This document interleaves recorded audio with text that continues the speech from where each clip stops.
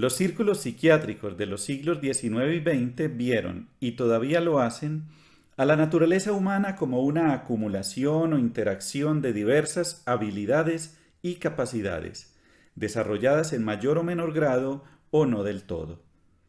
Una característica particular o ciertas habilidades pueden, para propósitos prácticos, estar ausentes de nacimiento. Estos rasgos ausentes o perdidos fueron y son llamados lacune, habitaciones desocupadas en la casa de la psique. Imagine una geografía de la psique, un continente inmenso habitado por diferentes tribus, las habilidades y capacidades, quienes viven y se desarrollan en armonía. Siguiendo con la analogía un poco más allá, aquellas áreas inhabitadas o inhabitables, los desiertos, tierras estériles o lacune, representan a las psicopatías. Todos tenemos rasgos psicopáticos. A cada uno de nosotros nos falta algo o presentamos algún aspecto marcadamente subdesarrollado. La imagen parece adecuada para continuar. Mucha gente, por ejemplo, está dotada musicalmente, otra no tiene talento, e incluso hay quien no tiene ninguna aptitud musical. Esta puede también ser dividida en diversas habilidades separadas, como la escala, el ritmo y el tono.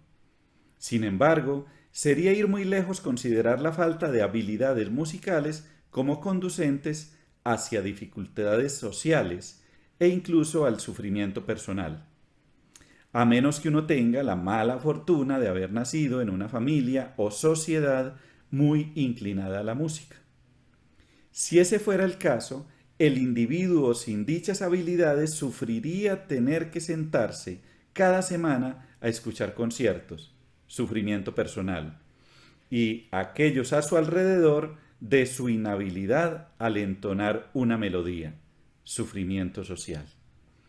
Pero hablando en general, la musicalidad no es un talento cuya ausencia resulte en sufrimiento. Muchos profesionales, médicos, maestros, trabajadores sociales y semejantes, rechazan la idea de una lacune psíquica, de partes faltantes en la psique. Numerosos maestros dirán que cualquiera puede ser músico. El potencial está presente en todos nosotros, ya sea cultivado o no. Es el mismo maestro quien mantiene lo dicho acerca de que no existe un infante amusical, quien batalla a diario con chicos en quienes la musicalidad está enterrada tan profundo que simplemente no se les puede hallar. El énfasis está puesto en cultivar y sacar habilidades individuales, pero nunca en confrontar y lidiar con la noción de que la habilidad en cuestión puede estar perdida por completo. La musicalidad es un aspecto importante de nuestras vidas, pero no es determinante. Es algo que no se puede decir que esté relacionado con una habilidad o aptitud moral.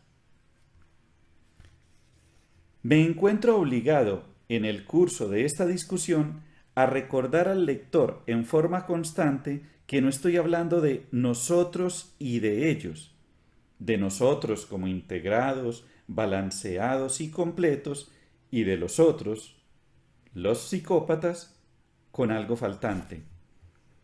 Por supuesto, es importante ser capaces de reconocer a los individuos psicópatas cuando nos confrontamos con ellos. Pero me parece más importante que, hablando de psicopatía, nos esforcemos en comprender en qué forma nosotros somos unos psicópatas, en la noción de que existen lacunae, espacios vacíos donde todos y cada uno de nosotros somos carentes en algo de importancia significativa.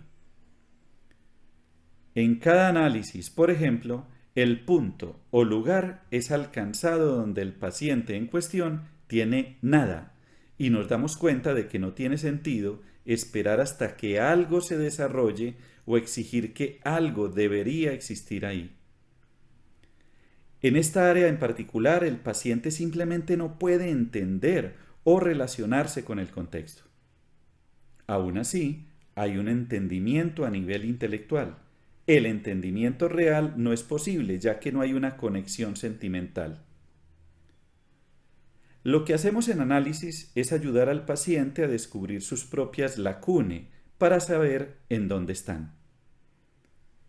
Pero la tarea se hace tan difícil porque los individuos, por lo usual, creen que los espacios vacíos son más bien áreas de muy alto desarrollo. Tienen tan poco entendimiento de estas zonas que no pueden aceptar el que no haya nada ahí. Por ejemplo, todos sabemos lo vergonzoso que es encontrar a alguien que no sabe en absoluto nada de histriónica y cree que su actuación es maravillosa y causa impresión entre la gente. Duele su ineptitud. Es de suma importancia aplicar la pregunta de lacune a nosotros mismos. ¿Dónde están mis lacunes? ¿Dónde carezco de algo?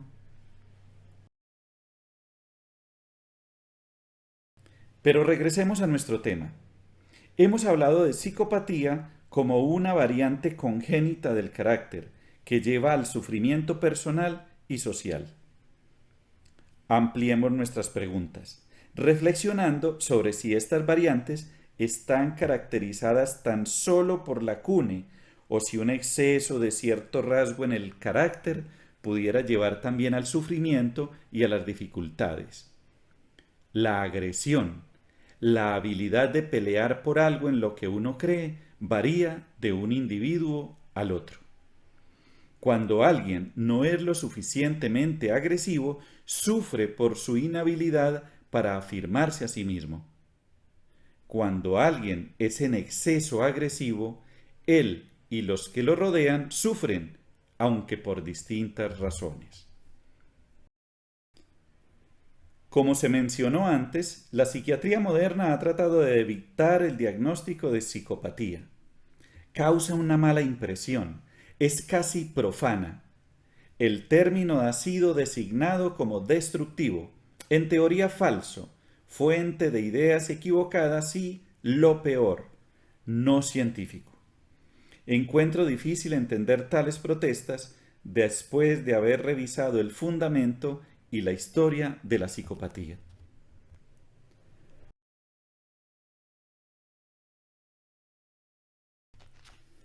Un aspecto importante de la psicopatía es su carácter inevitable, tal vez más pronunciado bajo la teoría de su naturaleza congénita.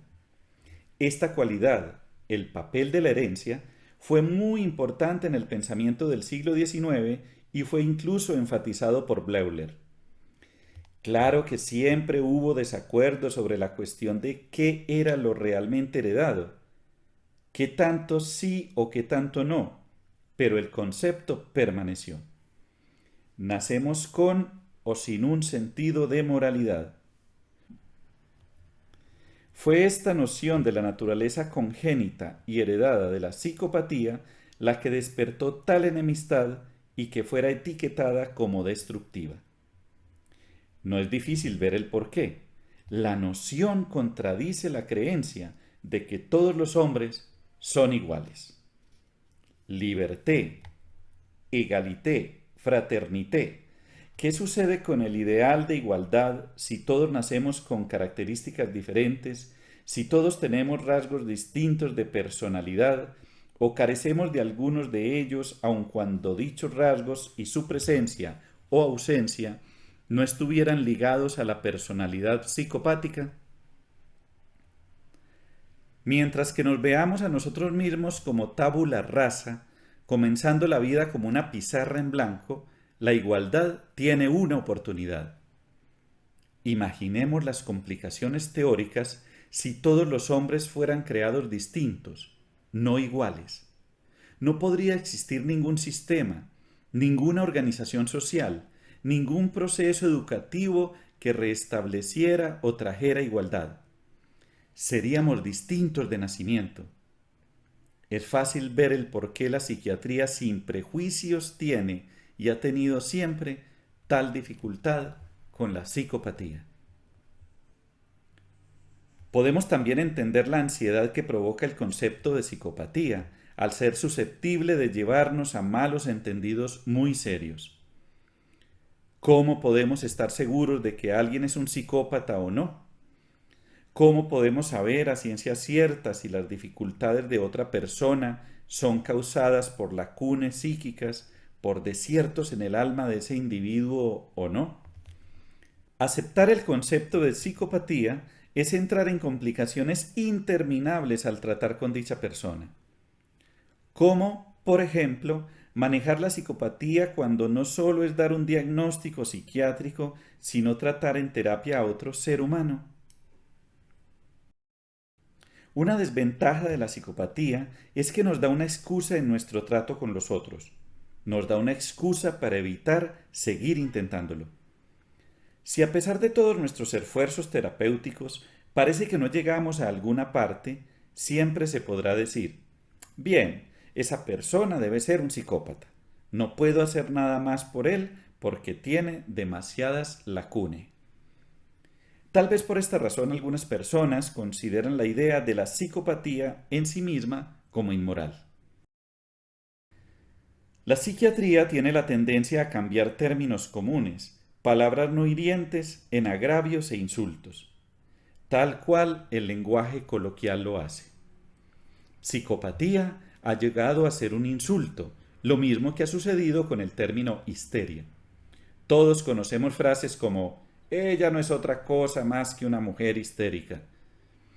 Cuando las pacientes sufren de síntomas que no son explicables, rápidamente son diagnosticadas como histéricas. Esto, al menos, hace sentir al médico un poco mejor, a pesar de que devalúa al paciente y sus problemas. El médico puede lavarse las manos en relación a todo el asunto, al poner la responsabilidad directa y por completo sobre la paciente. Por alguna razón, los diagnósticos neutrales asumen cualidades y significados negativos. Lo anterior puede ser evitado de manera parcial al renombrar o redefinir por completo el fenómeno o síndrome, de manera que histeria se convierte en reacción de conversión, o la psicopatía en desorden de la personalidad sociopática. Las connotaciones negativas de la psicopatía pueden ser aligeradas a través del uso del prefijo socio. Al mismo tiempo, el fenómeno en consideración se convierte en menos dañino, dado que ya no estamos tratando solo con la psique, psico, sino con un conflicto entre el individuo y la sociedad. Parece ser que la psicopatía afecta en áreas completamente imprevisibles. Ha llamado la atención en la teoría de la igualdad de la filosofía y ciencias políticas. El tema de lo hereditario ha llevado a consideraciones políticas prácticas. Algunos analistas han ido tan lejos como para etiquetar la idea de lo hereditario de la psicopatía como fascista o al menos fascistoide. Los psicoterapeutas de orientación izquierdista mantienen que lo hereditario tiene poco o ninguna importancia para los seres humanos. Todos nacemos con el mismo potencial. La disputa se extiende incluso a la zoología, pues se ha observado que los animales nacen con patrones básicos de comportamiento. En consecuencia, zoólogos como Konrad Lorenz son etiquetados de fascistas. Aún Jung ha sido llamado fascista, no por los infundados cargos de antisemitismo, sino porque mantuvo que los seres humanos nacen con ciertos patrones de comportamiento llamados arquetipos.